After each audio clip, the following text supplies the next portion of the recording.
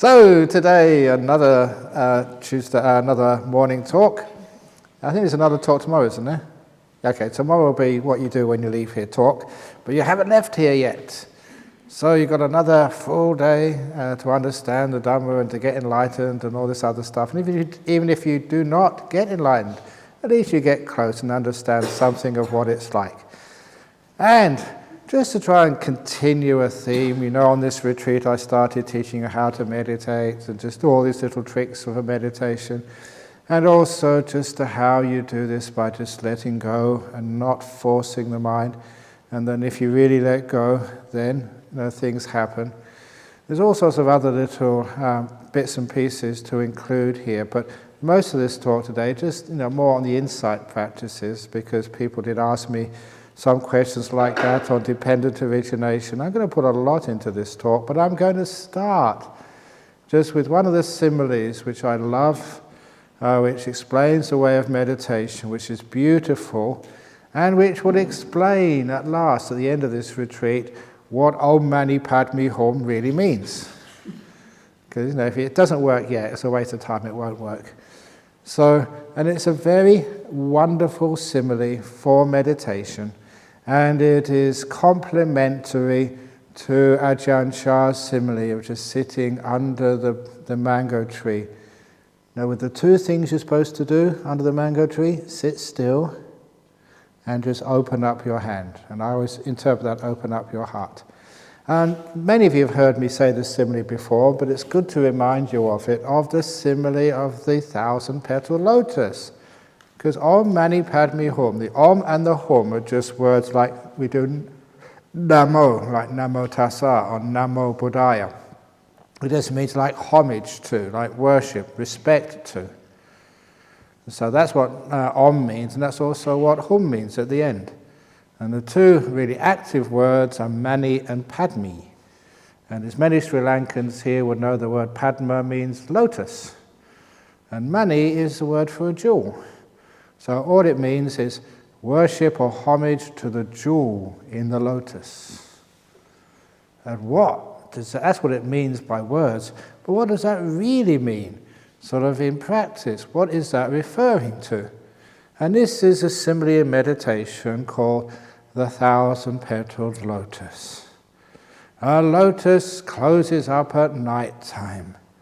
And when the first light and warmth of the sun hit the outermost petal of lotus, it warms up and opens out to reveal the next layer of petals inside the lotus, so they can receive the warmth and light of the sun, and they too open up to reveal the next layer of petals inside. And layer by layer, the lotus opens up, getting deeper and deeper into the heart of the lotus. Now I'm sure you understand what this simile means. The sun, rather the light and the warmth of the sun stands for, the light is mindfulness and the warmth is kindness. And the lotus is you. And the nice thing about the lotus simile, if ever you see a lotus closed up at night time or early in the morning before the sun comes up, it's not a very promising flower. The outside is not beautiful, it's not that coloured, it's greyish or off-white. And it's serrated and it's coarse, it's got no fragrance, it's rough and tough, like you are on the outside. Because you have to endure all of the problems and troubles of life, the sicknesses, the husbands, the wives, the bosses, the going to work. You have to endure all of that. So the outside of you is like the outside petal of the lotus, which has to take the wind and the dust and everything else. But when the first light of the sun comes, the lotus begins to open. And inside that unpromising outer sheath is this beautiful petals. And inside each one of you, believe it or not, is this whole series of ever increasingly beautiful and fragrant and refined petals. Even when I said I went to see prisoners in jail, On the outside, they were rough and coarse, really rough. But as you open them up, you find all these incredible, beautiful petals inside. And how do you open them up? With mindfulness and kindness. That is all you need to do. And with the simile of the lotus, the deeper you go, the more fragrant, the more beautiful, and even the more delicate are those petals. So in the simile of meditation, you sit here, just being mindful, just being kind to whatever you're experiencing right now, no matter how coarse it is. So you sit here just with your eyes closed, just being aware and kind to your body. Kind to your body means you just get into a nice posture. Now you scratch what you need to scratch. You do whatever you need to do to make the body comfortable. And when the body is comfortable, that coarse part of the body vanishes. The lotus opens up. And the next area you see is this mind inside of your body. Now this is figuratively speaking. You're aware of your mental world. And the mental world is just so restless, it's all over the place, thinking and planning and remembering all the pain of your past.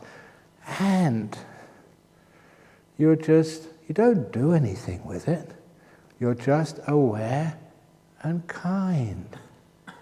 And then what happens, that first petal opens out to the second layer of petals, which is the nicer part of the lotus. When you go right into the middle, this is going inside things as the petals open out. You go inside. So you go inside time. Because right in the middle of time, that's where you see the present moment. And that just opens up by itself. You're just aware and kind, and then you're just here in this moment. And then you're just watching this moment. One of the reasons why you can't watch the moment, why the present moment disappears, is because you're not kind to it. You may be still, but you haven't got this opening the door of your heart, opening your hand, like Ajahn Chah said.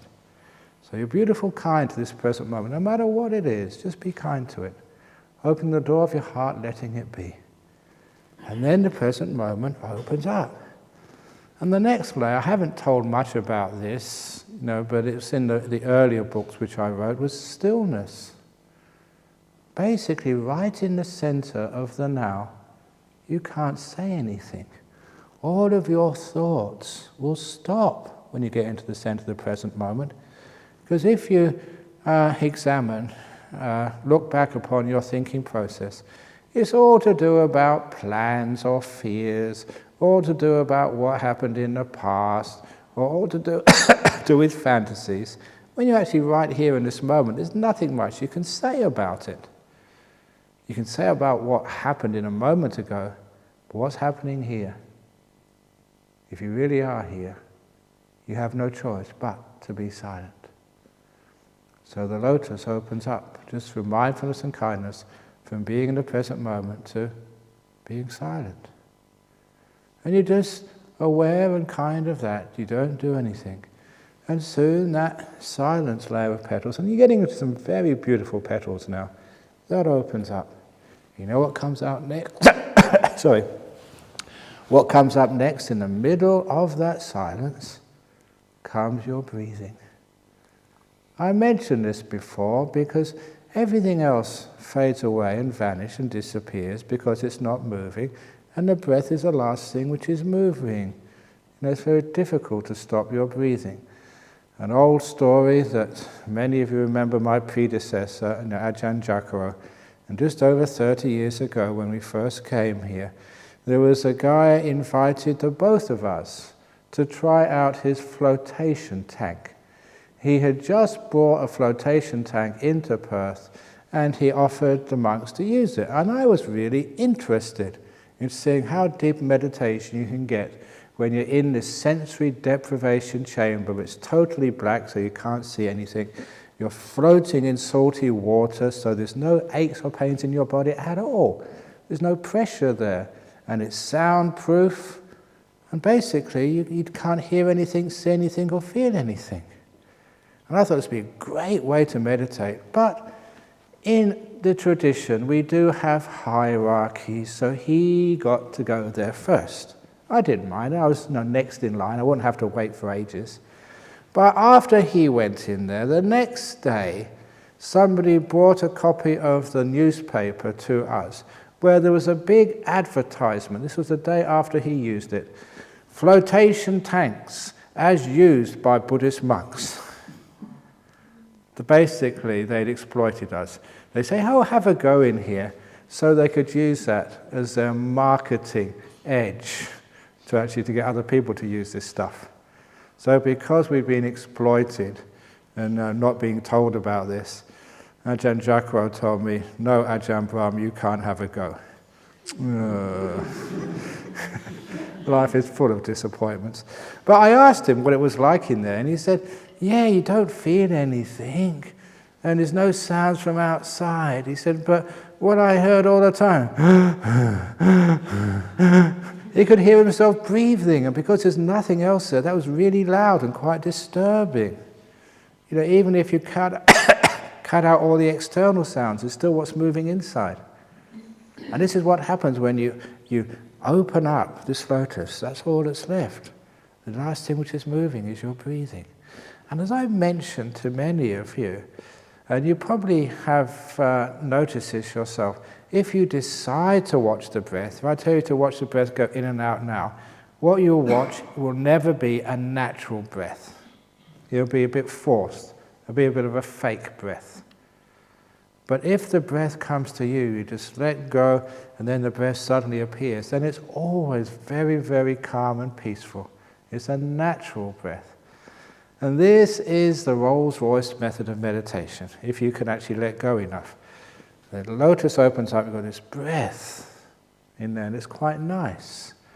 In fact, it's, usually even at that stage it's very delightful. If it's not, just be mindful, be kind. And then lotus opens up, the next layer of petals is what I call the delightful breath. Just like the deeper you go into the lotus, the more fragrant are the petals and the more beautiful. Remember, this is right inside of you right now. You just need to open up. And you get this delightful breath there, and you don't do anything. Again, the whole process of meditation is kindfulness, the light and the warmth of the sun. Now, your mindfulness and kindness, just being on whatever you're watching. And then the delightful breath opens up. And inside, the nimitta. It's beautiful light comes up. If it's many of you have been talking about the complicated nimittas. So, okay, let's just have an extra layer of petals there. The delightful breath opens up, and you've got this complicated nimitta, but it's still nice. Nice scenery, beautiful colours, or whatever. What do you do? Just be mindful and kind, and that opens out too into the real, powerful nimittas. Simple lights, beautiful, powerful, radiant. And again, the deeper you go, the more refined are the petals, the thinner they are.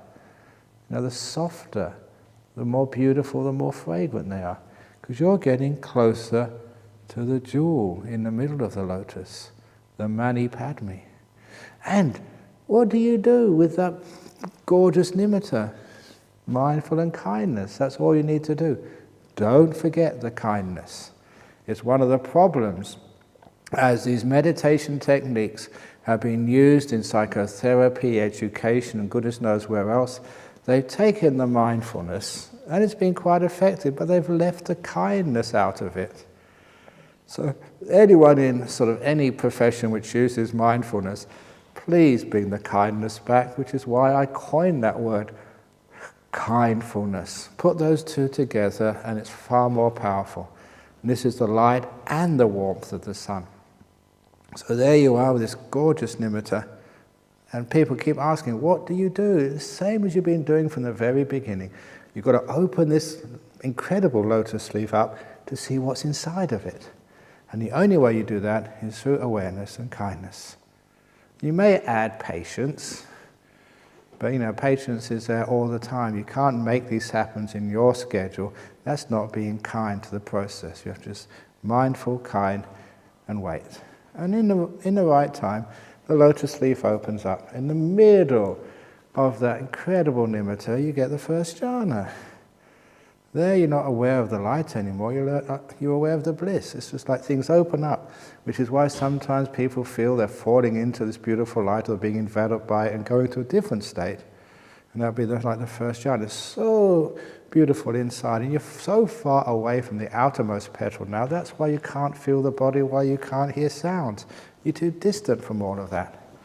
The body petals have opened up a long time ago. So there you have incredible, beautiful petals of a first jhana. And for those of you, maybe you haven't had a jhana yet, but you study about it, is an often question comes up. To get to the second jhana, do you have to go through the first? Or you can just skip the first and go straight into the second jhana. This simile of the petals of a lotus answers those questions very simply, because the second jhana is always right in the middle of the first jhana. It's like a special case of the first jhana. So you've got the first jhana petals. You can't do anything now anyway. All you are is mindful and kind, which has just been your habit for a long time. You can't decide to do it. That's what's there. And the mindfulness and the kindness opens up the first jhana, and you go into a second jhana. Something disappears. And it's the same from the second to the third. That opens up. And you get this incredible third jhana. And a lot of times when you get to these stages, you think you cannot have anything more than this. This is the peak, the most peaceful, the most profound. You cannot even conceive there can be anything more than this. And the third jhana, just by itself, with enough mindfulness and kindness, opens up and you get into a fourth jhana. Wow, it really blows your mind just how much more peace there can be than ultimate peace. It's just like anyone who's done mathematics. I was always really fascinated, because at high school I always thought infinity was the highest number in the world. And in mathematics, it's very easy proof. To prove there's a number infinitely bigger than infinity. And that's why that if you know any pure mathematics, you see the ordinary infinity is called alpha null. And then you go alpha 1, alpha 2, alpha 3. Alpha 3 is infinitely bigger than alpha 2. And just what you think is infinity is not the biggest number in the world. There's numbers which is infinitely bigger than that. And infinitely bigger than the number which is infinitely bigger than infinity. It just bends your mind, but it's truth. You can actually prove it logically. You can't find any fault in it. Just like what you think is ultimate peace. That's only the first jhana. There's a peace which is infinitely peaceful than the infinite peace of first jhana. That's the second jhana. So you're really getting into some fascinating experiences here. And everyone is inside the one which you're in right now. So this simile is also helpful. It's helpful because it tells you what you're supposed to be doing, which is basically nothing, just being mindful and being kind. It also tells you don't go on to the next stage of meditation. You never go on to another stage. You go in to the next stage. Wherever you are right now, wherever that is, whatever state of mind you're in, the next stage is inside what you have now. So you don't get rid of this. You develop what you're experiencing now. And so it goes inwards into the next stage. And that helps a lot of people, because people still ask, should I go to the nimitta or should I go to the breath? What should I do? Nothing. Let the mind decide. It will go in, or it will, so the leaves will open out again if it's not ready. And this is a very good way of understanding a complicated transition for many meditators. At least they keep saying it is. They've got the breath, delightful breath, and the nimitta comes up, but it doesn't last. Or they've got a nimitta there, they feel they can go to it, or should they stay with the breath? What should they do? That's like the delightful breath petals beginning to open up. They haven't opened up fully. You can see the nimitta petals inside. Now, is it going to open up or not open up? Just let the lotus decide. Because sometimes it hasn't got enough oomph of peacefulness to fully open. Only half's open, so you can be aware of the breath and aware of the nimitta. But then the nimitta vanishes and it closes up. Not quite ready yet. Doesn't matter, it'll open up again. And if it is the right time, it'll open up and the nimitta will be dominant and the breath will vanish. That's just what happens. So you don't have to do anything. Should I go here? Should I go there? No, just continue on with the mindfulness and kindness. So there you're in the incredible fourth jhana.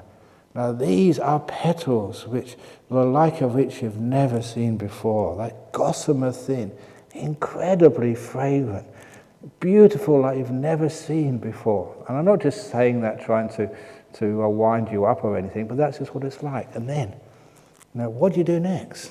And then, from that fourth jhana, it opens up. In a special case, right in the center of that, you find the first of the immaterial attainments. Inside of that, the second. Now these petals are getting so thin. Actually, what's happening is your consciousness, your mind, is beginning to vanish. It's going to begin to disappear. The third and the fourth. And then, inside of that last immaterial jhana, when that layer of petals opens up, inside of that, you see the jewel in the heart of the lotus. What's right inside the center, what's right in the middle, the essence. And you know what that is? You know what's inside the jewel? What is the jewel in the heart of the lotus that is you? Do you want to know? Would you believe me if I told you? No, you wouldn't, so I won't tell you. So back... It reminds me... I can't resist this. It reminds me of the story of the Australian who went on a trek in the Himalaya mountains. Have you ever been trekking in the Himalayas? Some people have been up there. Went trekking in the Himalaya mountains. And being an Australian guy, being sort of really relaxed, he wasn't keeping up with the rest of the group. He was taking a photograph here, a photograph there, and the group went on ahead. He took a wrong turning, and he got separated from the group and totally lost in the foothills of the Himalayas, in the Ladakh province. And he was wandering around for hours. It was getting close to nightfall, and there are some dangerous animals up there, like bears. And he started realizing he was in big trouble. Fortunately, as it got quite reasonably dark, but not totally dark yet, he could see the flickering lights of a building in the distance. So he used that and aimed for it, and he reached that at nightfall. There was a monastery. Now there are not just Tibetan monasteries, there's many Theravada monasteries over in Ladakh. He went to this Theravada monastery, and he checked in with the abbot, said, people often get lost, and he could stay the night there. And the abbot said, in the morning after breakfast, I'll get one of the monks to take you to where the group is. We know the way, and you can catch up pretty easy. So he went to bed, but about midnight, he was woken up by this unearthly sound. And it wasn't just, the sound of, he called it sound of music, but it was far more refined than music. And it's so incredibly thrilling and blissful. He just lay there in bed, just listening to this, and literally tears of joy came out. His whole body thrilled with this supernatural sound. And it lasted about 5 or 10 minutes, and then he didn't know exactly how, but he went into this very, very deep sleep and woke up in the morning. And of course, they were waking him up, taking him to breakfast. They had to take him back to his group. And he said thank you to the abbot, and as he was saying goodbye to the abbot, he just asked him, what was that sound last night I heard around midnight? And the abbot said, you heard that, did you? He said, yeah, what was it? And the abbot said, look, I'm terribly sorry, but I cannot tell you because you're not a monk. Only monks can know the secret of that sound. And the Australian, being Australian, said, okay. He got out his wallet, $100? And he said, no! Okay, 500, I've got to know this. And the abbot said, sir, I don't care how much you give me, I cannot break that precept. Only monks can know what that sound is. No matter how much he promised to send to that monk, the monk refused. So he had to go off.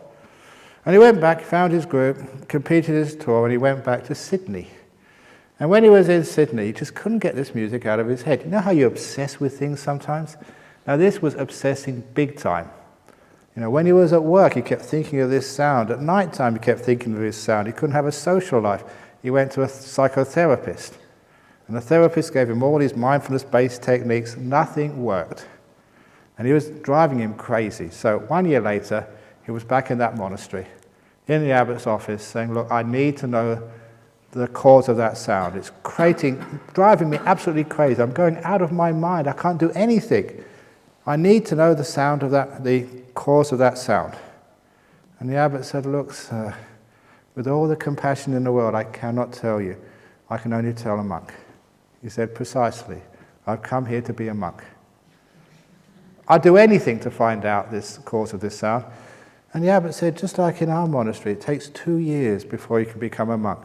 1 year as an anagarika, 1 year as a novice, and then after 2 years you can become a monk. So he said, it'll take 2 years. And this Australian said, I don't care how long it takes, I'll go crazy otherwise, so just ordain me. So he started as an anagarika, then as a novice. After 2 years was his ordination day. And after he ordained, the first thing he asked the abbot, I'm a monk now, I've waited 3 years for this. Now please, what is that sound? And the abbot said, okay, I can tell you now, but better than telling you, I'll show you. Come to my room just before midnight, and I'll show you. And this guy was so excited. This was what was driving him crazy for 3 years, and now he's going to have his question answered. You can imagine the anticipation. So he was there about 11 o'clock, an hour too early. But, he waited there. And when it came just about 10 to 12, or maybe 5 to 12, the abbot sort of took him into the room, and he drew aside a curtain behind which was an ancient door. Some of these monasteries have been there for centuries, 500,000, 1,500 years. And this was a door from maybe the original time this monastery was built. And he got out this bunch of keys, ancient keys. And the first one was this, only a wooden key, but it was made of such hard wood, it was just like iron. And he opened the wooden door, and he saw there was a cave, a long chamber, going out from this hidden door. And the abbot took him along. And then they came to a second door. And that second door was made of solid iron. Hadn't been opened for years. And the abbot said, are you sure you want to see this? He said, yes, I must. So he got out the iron key and opened the iron door. And that's when he started hearing the sound again. This time so much closer. And it thrilled him. His knees almost buckled with excitement. It was incredible. You sure you want to go on? I have to.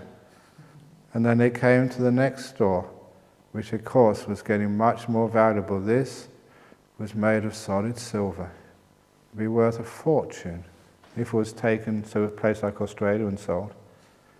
And he opened that with the silver key and went down a little chamber, and the last door was this, as you would expect, a golden door, encrusted with precious jewels, ancient and incredibly valuable. And behind there was the source of this incredible music. And he could hear it so clearly. And he knew there was only one door to go. And the abbot just asked him one more time, "Sir, what you will see on the other side is something supernatural. It will not just blow your mind, it will just really turn around everything you ever know about the world. Are you ready for this? Seriously." And he thought, because this was not a light question, and he thought if he doesn't see this now, he will regret it and he'll be crazy for the rest of his life. If he does see it, he might go crazy. Nothing to lose. He said, "Open the door." And so the monk, the abbot, took out the golden key and opened the door. Wow. You know what was behind the door? I can't tell you because you're not monks.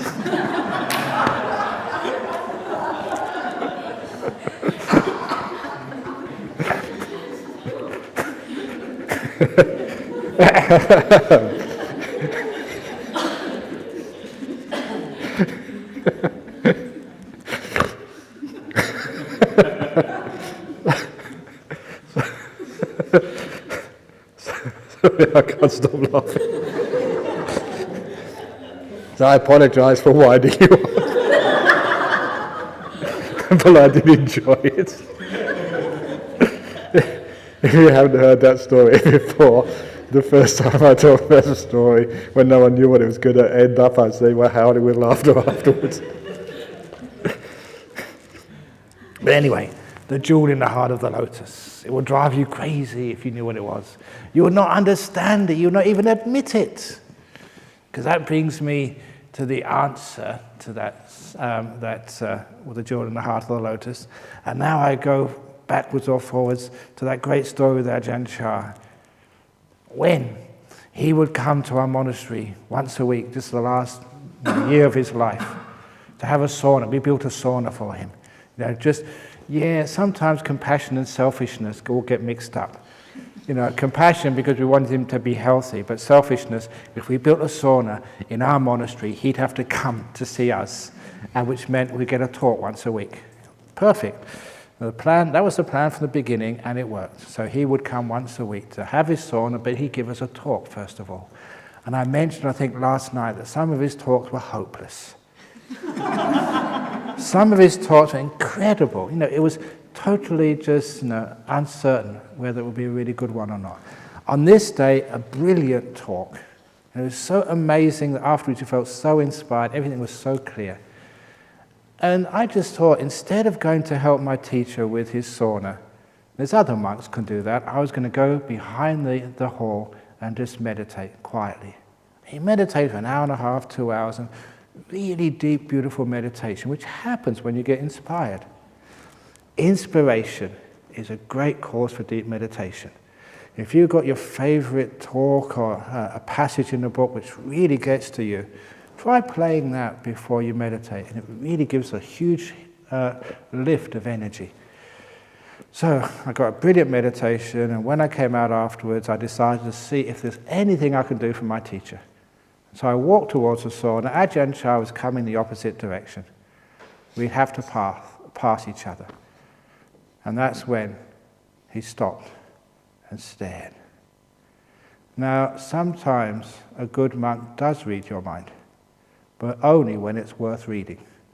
And that time, the rare opportunity, my mind was worth reading. It was very peaceful, just come out of a beautiful meditation. It's amazing the feeling, you know he's doing this, and you're totally open, read everything, because you're so peaceful, so kind, and so just still. So, you got it right inside, you could feel that, and just reading my mind. And then he realized I'd had a really nice meditation. So he decided to see if he could enlighten me. And he looked into my eyes with incredible strength. Some of these monks are just so forceful when they need to use it. He's just holding you there. Brahmawangso, with force. That was my name. Ajahn Brahm is the shortened version. Brahmawangso. Why? And that's what he said. My answer was, I don't know. I was stupid. And then the lovely thing with these great monks, when you're stupid or you make a big mistake, you make a fool of yourself, they just laugh their heads off. And he was laughing and laughing and laughing. He never felt humiliated because, this was a great man and he just felt so peaceful. So he was laughing, and then he stopped laughing very suddenly. He looked at me again. Brahmawangsa, I will tell you the answer. If anyone asks you this question again, why? This is the answer. I always like to pause at this point.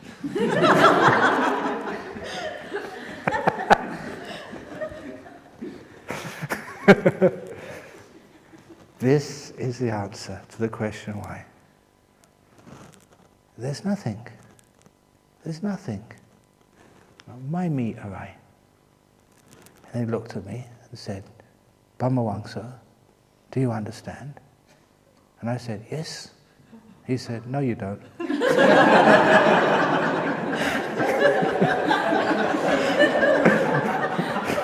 And then he walked off. Oh, the wonderful time with your great master. which is so open and so honest, but it's so powerful. But of course, when you have an experience like that, you don't forget it. I can actually visualize it now on just the two Thai men who were with him. The answer to the question why, there's nothing. Do you understand? No, I don't. So that's a jewel in the heart of the lotus. There's nothing. There's nothing. Do you understand?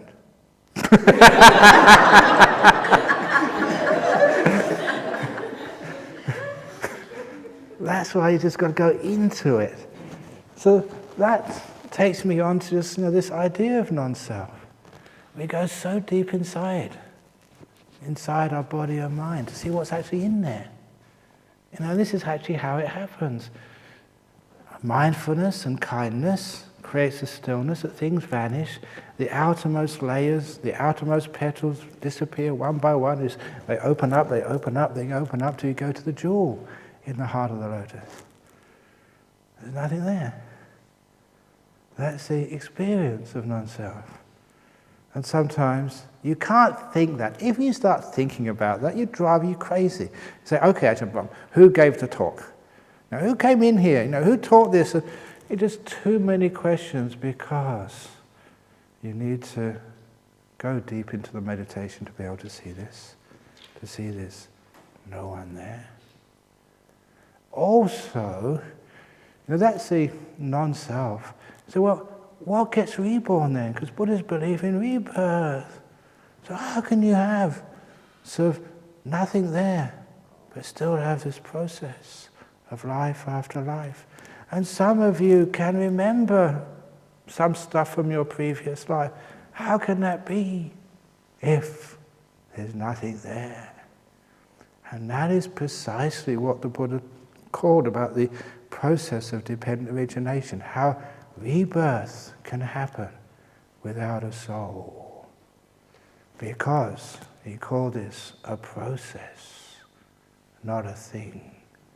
And to go back a little bit, there's a very powerful teaching of the Buddha, which was hidden in many, many other teachings, but it was noticed by a very famous monk called Nagarjuna, about 1,000 years after the time of the Buddha.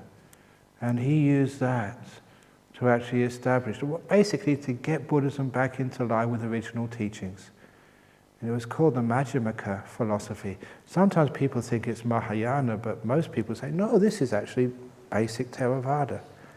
And the essence of that particular teaching, it's very refined, but he said, you can't say there's nothing at all. Don't think that no self means there's nothing at all, because an arising is seen. Things come into existence. The sound of my voice, the feeling in your body, and the rising of phenomena is easy to see. But you can't say there's nothing, nor can you say there is something, because as soon as it comes, it vanishes away. You can't say there is something, because the disappearance is seen. And so the Buddha said, I teach the middle way. It's another meaning of the middle way between existence and non-existence, which is the process. Cause and effect, dependent origination. One thing causing another. But when it causes it, it doesn't just come into existence, it passes away immediately. And another thing comes into existence. And I think, I'm not sure if I mentioned, I don't know if I did mention here, the simile which I came up with was the simile of the mango. You eat a mango and you have the seed. So instead of wasting the seed, you plant it in the garden. And a few years later, you have a mango tree and a new mango, and you eat that new mango. What went across from the first mango to the new mango? There is a cause and effect process, and you can see every connection there. You can see the seed. If you saw the seed underground, you can see it splitting and a little green shoot coming out from the seed. You can see the seed grow, millimeter by millimeter every few hours. And you can see the time when it bursts through the top of the soil so it can reach the sun. You can see it grow day by day. You can see the stem thicken and become wooden. You can see it become a sapling. You can see the sapling throw out branches and become a little tree. You can see the tree become more and more mature until it has lots of branches and lots of leaves. And you can see the time these little flowers come out, the first time it flowers. You can even maybe see just how it gets pollinated. And then you can see those little flowers, the bulb at the beginning of those flowers begins to swell, and the flowers get smaller and wither, and the bulb at the stem becomes fatter and fatter, and it's a green mango. And you see after the days and weeks, the green mango gets bigger and it starts to yellow and redden. You've got a mango now. You can see every stage of that development. But you also know there's nothing in that first mango which is in the new mango. No molecules are the same. Nothing was there in the beginning which is there in the end. But there's a connection all the way through. This thing you may as well call a process. Cause and effect. With nothing really there. No self-existing identity in there from the beginning to the end. A non-self, a process, not a thing. So that's what you all are, you little processes, sitting in front of me. Not things. So, if anyone asks who you are, I'm just a process in development. That's all I am, not me. So, and that process, because it has a process, it can have an ending. That's in non-self, the impermanence, the second of the three characteristics. People keep calling it impermanence. And everybody can understand impermanence. This retreat is about to finish. I always contemplate impermanence every time I have my lunch. I see that chip. It's very impermanent. See, it's gone. It doesn't last long on my plate. But is that really impermanence? Now, what really is impermanence? In a people's meditation practice, I'd say it's like sitting down by the lake, watching the ducks or the ducklings, whatever's down there these days, and watching the waves on the surface go up and down, rise and fall. That's impermanence. That's superficial impermanence. Because it will happen one day, you're sitting by that lake, watching the waves go up and the waves go down. And then something strange happens. Something really weird. The lake vanishes. With the ducks as well. Poor ducks. And all of the ground and the trees and the mountains behind and the stars or the sky above all vanishes. It's gone. That is impermanence. Things which aren't supposed to vanish disappear. Now that is the sort of impermanence which makes you enlightened. Rise and fall, yeah, we all know that. You have good days and bad days. And all the days just vanish. Poof. Now they're there. Where have they gone? This is the impermanence which I mentioned earlier with the tadpole and the frog simile.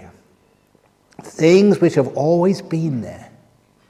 Things which you've relied on. Things which you've taken for granted. Vanish. And it just shows you that these cannot be you. They cannot be relied upon. These too could go, and things which you always took for granted vanish and go. Poof.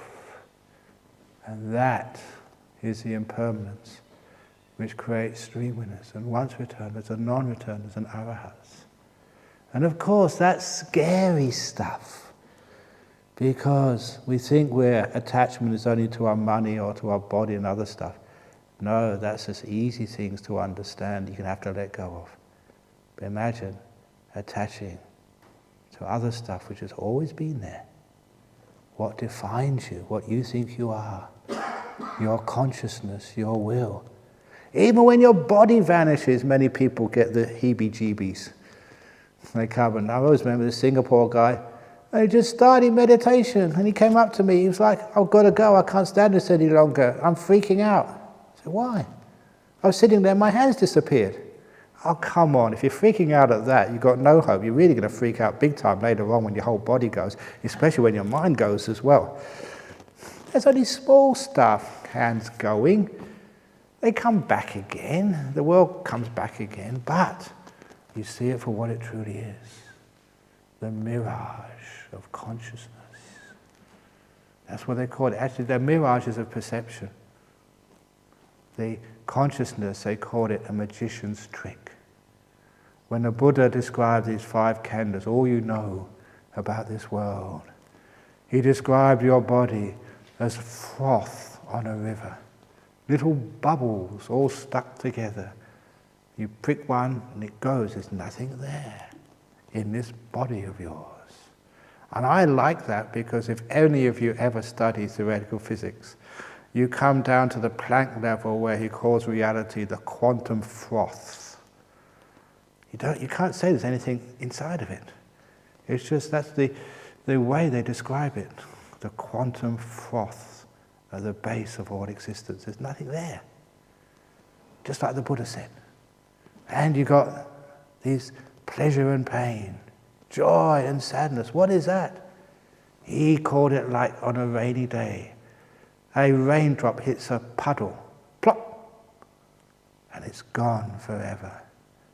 That's like the very famous Scottish poet, Rabbi Burns. Pleasures are like poppies spread. You pluck the flower, the bloom is shed. Because these flowers are poppies. As soon as you take it out of the ground, the leaves fall off. Pleasures are like poppies spread. You pluck the flower and the bloom is shed. Or like the snowfall in the river, white for a moment and then gone forever. All the pleasures and happiness, but also the sadness and pain are like that. Plop and gone forever. Can never be captured. All those wonderful experiences of your life, they can never just be revisited. You always like to go back there, but they're gone. Just like the snowfall in the river. Just like the Buddha's simile of a plop in a puddle, gone forever. People feel quite depressed when that's about the pleasures of life, but it's very reassuring with the pain of life.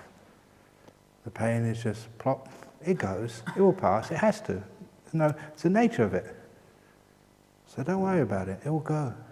Whether you like it or not, whatever you do, plop and it's gone.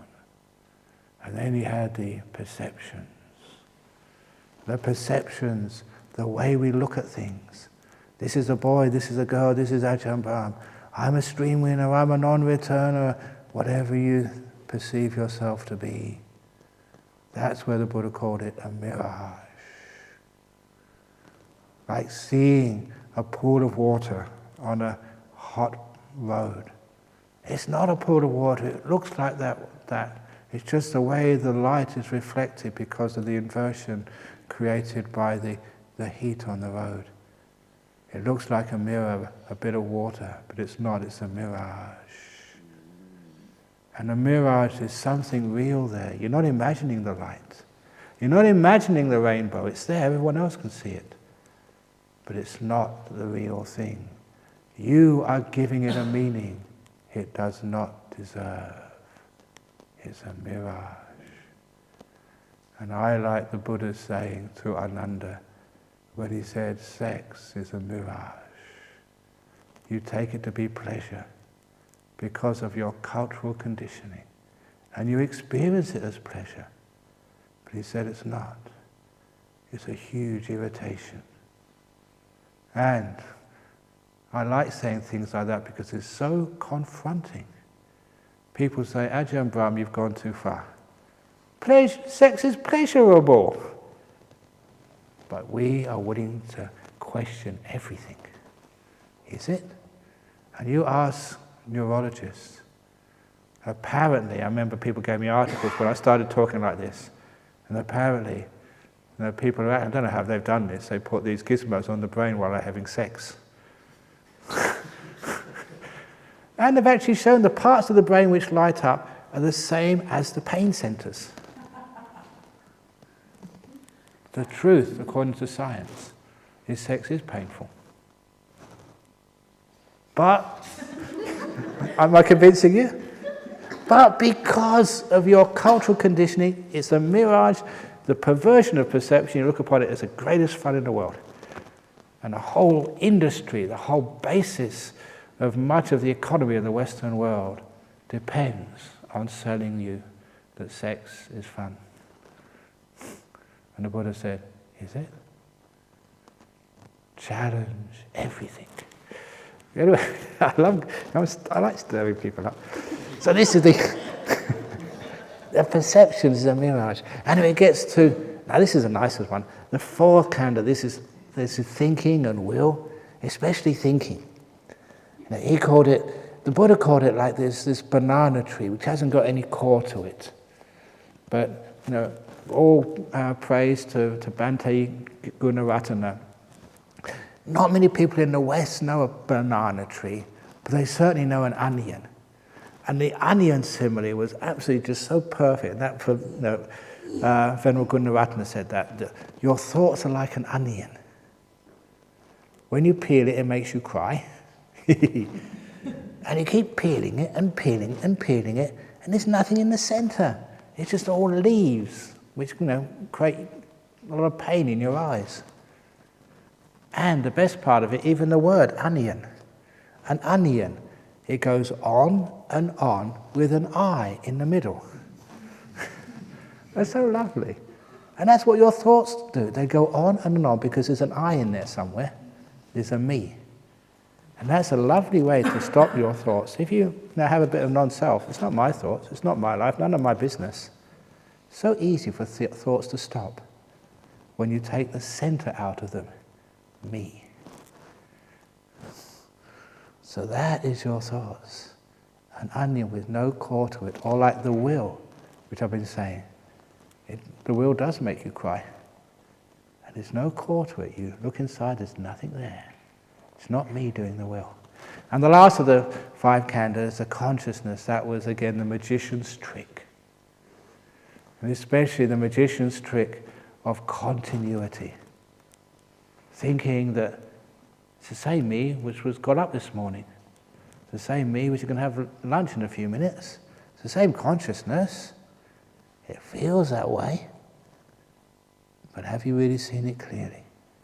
Is it the same consciousness this morning as is here now? Or a different? What makes it feel the same? So this is where the Buddha's similes of these 5 khandhas, which make up a body and mind, are seen, especially when these things vanish and you know what they truly are. And of course the last of those third characteristics, suffering. And the Buddha made it so clear in that first noble, it's a brilliant teaching. And a lot of times people look at these teachings and think they understand them. And the Buddha said the reason why you're not enlightened is because you haven't understood the Four Noble Truths. You haven't understood them fully and properly. Yeah, a lot of the life is suffering, but there's some parts of this life and world which you quarantine. So yeah, everything else is suffering, but this bit isn't. And this is the problem why people aren't enlightened. They reserve a little bit of the universe, what I call the ultimate retirement home, where you can live happily ever after, once you're enlightened. And there's people like that, they want to go to a heaven. Because in heaven, once you do the right things, you go to heaven, then you live happy ever after. It's just the old Cinderella and Prince Charming myth. It's just a boy meets girl, they go through lots and lots of troubles in life. That's just Hollywood movies. They have to have sex, they have to have violence, but they also have to have, in the end, they come together and they save the world. If you're a superhero, you meet your girl, you live happily ever after. That is the myth. And we transfer that into religion. You go to the church, do all the right things, you go to heaven and live happily ever after. Or in Buddhism, you do all the meditation, you give all the donations, you get enlightened, you live happily ever after. Buddhism isn't one of those heaven religions. It's totally different. There is no happy ever after. Wherever you go, you'll have happiness and suffering. You can't have one without the other. You can't have night without day. You can't have youth without old age. You cannot have pleasure without suffering. In fact, all happiness ever is a pause between two moments of suffering. All suffering is a pause between moments of happiness. No more. Check it out. So the only way there can be real peace, real happiness, is the ending of all this, stopping. That's where you understand what suffering truly is. Suffering is not having hay fever, or having a sore tummy, or not getting the food you like when you have lunch in a few minutes. Suffering is not sort of being argued with, or it's not saying, I don't agree with this. That's not real suffering. The real suffering is being. I'm only giving it to you full on. To be is to suffer. To be or not to be, that is a question. It's not a question. Buddha answered that a long time ago. Think about it. Do you want to continue being? If you do, you'll have to endure suffering. To be is to suffer. It's called bhavadanha, the craving to be, the last and most powerful of cravings. You'd rather be and suffer than not be at all. So, that is the jewel in the heart of the lotus. There's nothing there. So, are you ready to open the lotus? No. No, thank you, I'm out of here. I'm not going to come on any retreats anymore, this is freaky. I want to be, I want to suffer. So this is actually just the three characteristics. Anicca, dukkha, anatta. Now I don't expect you to agree with this. If you did, enlightenment wouldn't be profound. If you could understand it, then everybody would become enlightened. That's why this is an incredibly deep and powerful thing, and it just gets to you. And I say this to you because, you think this is a lot of rubbish, I don't agree with that, I have all the counter-arguments for this. But there's something about this teaching which gets right inside of you, irrespective of all your logical arguments against it. In spite of all the fact that I don't like this, I want to be. In spite of all of that, it has the taste of freedom. It smells of truth, even though you don't like it. And that's the problem for you. Once you hear it, I'm sorry, it's too late. You shouldn't have come here. It gets inside of you and you can't get rid of it. That is why you will become enlightened. You'll struggle and squirm, you'll reject and say, no, not me. I'm sorry, it's not up to you anymore. Sorry. Sadhu, sadhu, sadhu.